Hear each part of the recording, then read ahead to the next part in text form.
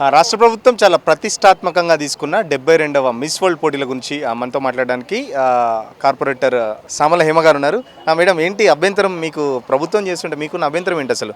ప్రభుత్వం అంటే ఇది ఇప్పుడు మన రాష్ట్రానికి రావడం అనేది గర్వకారణమే.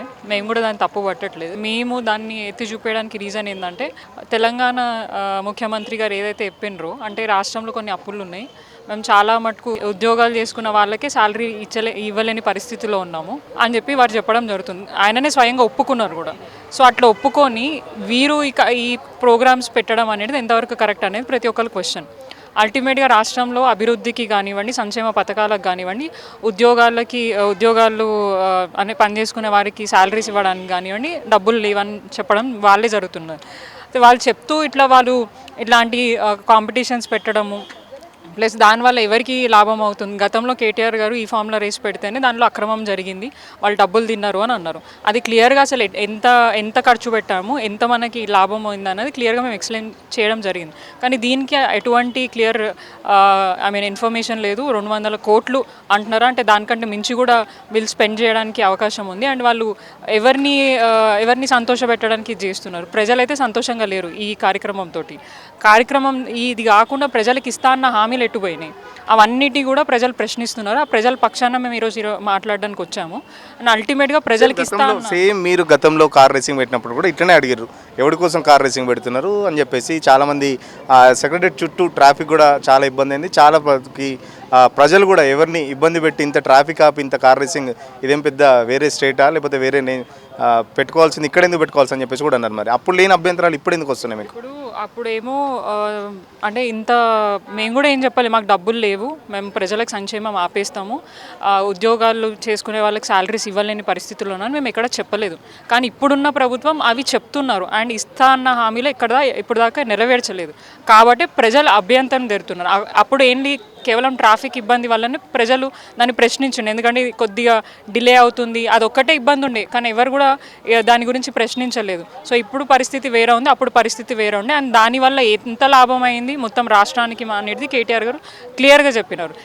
ఎంతోమంది ఇక్కడికి వచ్చి ఇన్వెస్ట్ చేసిండ్రు అండ్ మన తెలంగాణ ప్రజలు లబ్ధి పొందిరు దాంతోనని అన్నారు. ఇప్పుడు దీంతో ఏం లబ్ధి జరుగుతుంది అది క్లియర్గా చెప్పాలి కదా రేవంత్ రెడ్డి గారు. ఆయన జస్ట్ మీడియా దగ్గరకు వచ్చేసి మేము ఇట్లా మిస్ వరల్డ్ కాంపిటీషన్స్ పెడుతున్నాం, తెలంగాణ వస్తుంది, ఇంత ఖర్చు అవుతుందని చెప్పిండు తప్ప దానివల్ల ప్రజలకి ఎటువంటి ఉపయోగం లేదు.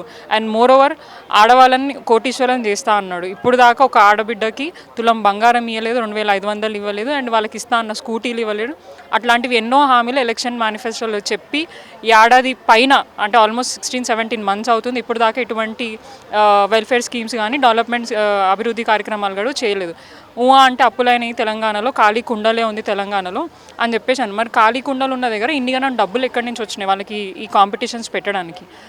రైతులకు ఇవ్వడానికి, రుణమాఫీ చేయడానికి కానివ్వండి, వాళ్ళకి ఇస్తా అన్న 15,000 కానివ్వండి, ఆ అమౌంట్ కానివ్వండి, ప్లస్ పెన్షన్ పెంచడానికి కానివ్వండి, మహిళలకి 2,500 కానీ, తులం బంగారం ఇప్పుడు దాకా వాళ్ళే చెప్పారు కదా, గతంలో ప్రభుత్వం ₹1,00,000 ఇస్తుంది, దాంతోపాటు మేము తులం బంగారం ఇస్తామని. అది రోజు రోజుకి ఇంకా 1,00,000కి పైగానే పోతుంది తప్ప తగ్గట్లేదు. సో అవన్నీ కూడా ప్రజలకు ఇస్తా అన్న హామీలు ఎటుపోయినాయి అని చెప్పేసి ప్రజలు ప్రశ్నిస్తున్నారు.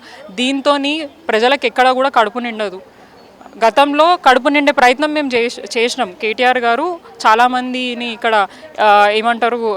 ఇంటర్నేషనల్ వాళ్ళని ఇక్కడికి ఇన్వైట్ చేసి ఇన్వెస్ట్మెంట్స్ పెట్టించారు కాబట్టి మేము డెవలప్మెంట్ చేసి దాన్ని ప్రజలకు అందించడం జరిగింది. కానీ దీంతో ఏం లాభం అవుతుందని చెప్పేసి ప్రతి ఒక్కరు ప్రశ్నిస్తున్నారు. హైదరాబాద్ బ్రాండ్ ఇమేజ్ పెరుగుతుందట, రాష్ట్రానికి చాలా వరకు పెట్టుబడులు వస్తాయని చెప్పేసి చెప్తుంది ప్రభుత్వం. మరి దానికి ఏం చెప్తారు? అంటే క్లియర్గా చూపించాలి కదా. ఇప్పుడు దాకా ఆయన ఇప్పటికీ నాకు తెలిసి ఒక 3-4 సార్లు ఇంటర్నేషనల్ ట్రిప్స్ వేసిండ్రు. అవి ఆయన ఇన్వెస్ట్మెంట్స్ వస్తాయని చెప్పేసి పేపర్లోనే వాళ్ళ అడ్వర్టైజ్మెంట్లోనే కనిపిస్తుంది. కానీ లైవ్గా ఇప్పుడు దాకా ఎటువంటి ఇన్వెస్ట్మెంట్కి ఆయన శంకుస్థాపన క్లియర్గా చేసింది లేదు అండ్ అది పూర్తి స్థాయిగా స్టార్ట్ పెట్టింది లేదు. వాళ్ళ మాట తీరు ఎట్లుంటే కేవలం పబ్లిసిటీకి చెప్పుకోవడానికి పేపర్లోనే పనికొస్తుంది తప్ప రియాలిటీలో ఎక్కడ కనిపించట్లేదు అని చెప్పేసి ప్రజలే ప్రశ్నించడం జరుగుతుంది. నిజంగా అది జరుగుంటే డెఫినెట్గా ప్రజలు దీన్ని స్వాగతిస్తారు అండ్ డెఫినెట్గా వాళ్ళు క్వశ్చన్ చేయడానికి అవకాశం ఉండదు. ఇంతమంది మహిళలు ఇంతమంది మహిళలు అడుగుతున్నారు అని అంటే దానికి వాళ్ళు అర్థం చేసుకోవాలి అసలు ఎందుకు ఏంటి అని చెప్పేసి. వాళ్ళే చాలా సందర్భాల్లో చెప్పడం జరిగింది, తెలంగాణ రాష్ట్రంలో మనం చేయడానికి లేదు. అదేదో రీసెంట్గా చెప్పిండు ఆయన, బడ్జెట్ పద్మనాభం అని చెప్పేసి రేవంత్ రెడ్డి గారు లెక్కలేసుకుంటున్నారు అన్నారు. మరి అంతగానం లెక్కలేసుకున్న క్రమంలో మీరు ఇవన్నీ చేయాల్సిన అవసరం ఉంది? ఆ డబ్బులు ఏదో పేద ప్రజలకి, వెల్ఫేర్ స్కీమ్కి, డెవలప్మెంట్కి ఖర్చు పెట్టచ్చు కదా. అంత సంక్షోభంలో మునిగిపోయిన తెలంగాణ రాష్ట్రం అని మీరే చూపించుకుంటూ మళ్ళీ ఇవన్నీ చేయడం ఎందుకు అనేది మా ప్రశ్న. అంటే కేటీఆర్ ఒకటి ఇంటర్నేషనల్ ఒకటి చేసిండు కదా, మేము కూడా ఇద్దామని చెప్పేసి ప్రూవ్ చేసుకోనికి ఏమైనా చేస్తారు కావచ్చు. ఇప్పుడు మీరు అన్నట్టు తెలంగాణ బ్రాండ్ పెంచాల్సిందే, దానికి తగ్గాల్సిన అవసరం లేదు. కానీ ఆయన 15 నెలల నుంచి చేస్తుంది ఏంటి? రియల్ ఎస్టేట్ కంప్లీట్గా డ్యామేజ్ అయిపోయింది. ఇక్కడ కూడా మనకి రియల్ ఎస్టేట్ లేదు, ఇన్కమ్ లేదు, ఇన్కమ్ జనరేట్ అవ్వట్లేదు. కానీ వచ్చిన డబ్బులు ప్రాపర్గా యూజ్ చేస్తున్నారంటే ఎక్కడ పోతున్నాయి అవి? 10%, 15% కమిషన్లు తినడానికే వీళ్ళు సరిపోయినారు తప్ప వాళ్ళు ప్రజలకి దాన్ని ఉపయోగపడే విధంగా కూడా ఎక్కడ చేయట్లేదు. డెఫినెట్గా తెలంగాణ బ్రాండ్ని పెంచాల్సిందే. ఏదైతే గతంలో పెంచిన బ్రాండ్ని తగ్గించకుండా పెంచాలి. కానీ ఇట్లా అంటే నువ్వు ఆల్రెడీ మీడియా ముఖంగా చెప్తున్నావు, అంటే మన తెలంగాణ రాష్ట్రం అప్పుల పాలైంది, ఇబ్బందిలో ఉందని చెప్పుకుంటా నువ్వు ఏ రకంగా బ్రాండ్ పెంచుతున్నావు? ఫస్ట్ ఆఫ్ ఆల్ బ్రాండ్ పెంచాలంటే ముఖ్యమంత్రి స్థాయిలో నువ్వు ఉన్నప్పుడు కొద్దిగా మాట తీరు కానివ్వండి, హుందాతనాన్ని పెంచుకున్న తర్వాత బ్రాండ్ని పెంచు. ఫస్ట్ నీ క్రెడిబిలిటీ కాపాడుకో, ఆ తర్వాత తెలంగాణ రాష్ట్ర క్రెడిబిలిటీ కాపాడడానికి నీకు అవకాశం ఉంటుందని మేము భావిస్తున్నాం. దీనికి సంబంధించి చాలామంది స్పోర్ట్స్ స్టార్స్ కానీ ఫిలిం స్టార్స్ కూడా మద్దతు తెలుపుతున్నారు మిస్ వరల్డ్ సంబంధించి. ఇప్పుడు మహిళా సంఘాలుగా కొందరు అభ్యంతరాలు వ్యక్తం చేస్తున్నారు. ఎట్లా వస్తున్నారు దాన్ని? అదే అంటున్నా అండి, ఇప్పుడు దానివల్ల లబ్ధి చేకూరిస్తే డెఫినెట్గా మహిళలు అందరూ స్వాగతిస్తారు. ప్రభుత్వమే స్వయంగా ఒప్పుకుంటుంది తెలంగాణ రాష్ట్రం అంతటా కూడా అప్పుల పాలైంది.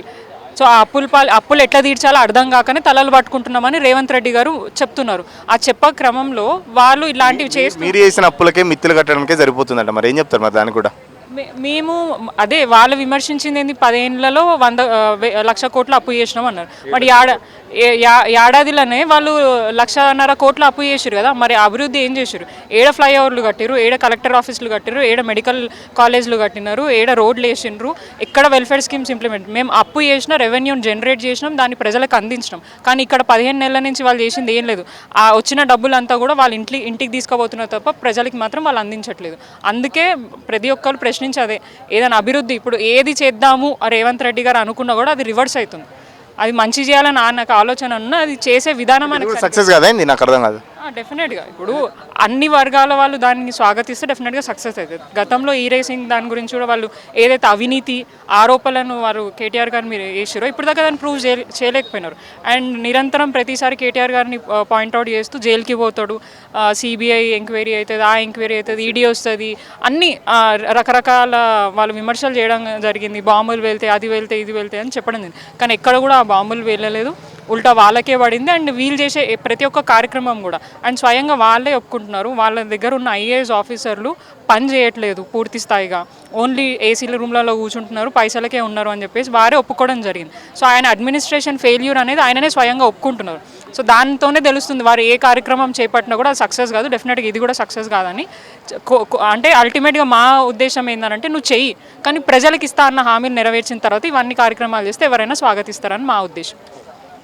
ఖచ్చితంగా మిస్ వరల్డ్కి పోటీలకు సంబంధించి మేము వ్యతిరేకం కాదు, బట్ చాలా వరకు ఇచ్చిన మహిళలకు ఏదైతే హామీలు ఇచ్చాలో నెలకు 2,800 పెన్షన్ ఇస్తున్నారు, లేకపోతే తులం బంగారం, కళ్యాణ లక్ష్మితో పాటు అదైతే ₹1,00,000 పాటు తులం బంగారం ఇస్తున్నారు. ఈ హామీలన్నీ నెరవేర్చిన తర్వాతనే హైదరాబాద్ బ్రాండ్ ఇమేజ్ సంబంధించి పెంచడానికి ట్రై చేయాలి. First of all Hyderabad brand image పెంచాలంటే ముఖ్యమంత్రి భాష మార్చుకుంటేనే ఆటోమేటిక్గా బ్రాండ్ ఇమేజ్ అనేది పెరుగుతుంది. బట్ ముఖ్యమంత్రి పొద్దున్న లేస్తే బూతులు తిట్టుకుంటూ హైదరాబాద్ బ్రాండ్ ఇమేజ్ మాత్రం ఎట్టి పరిస్థితిలో పెరగదని చెప్పేసి కార్పొరేటర్ హేమ సామల చెప్తున్న పరిస్థితి.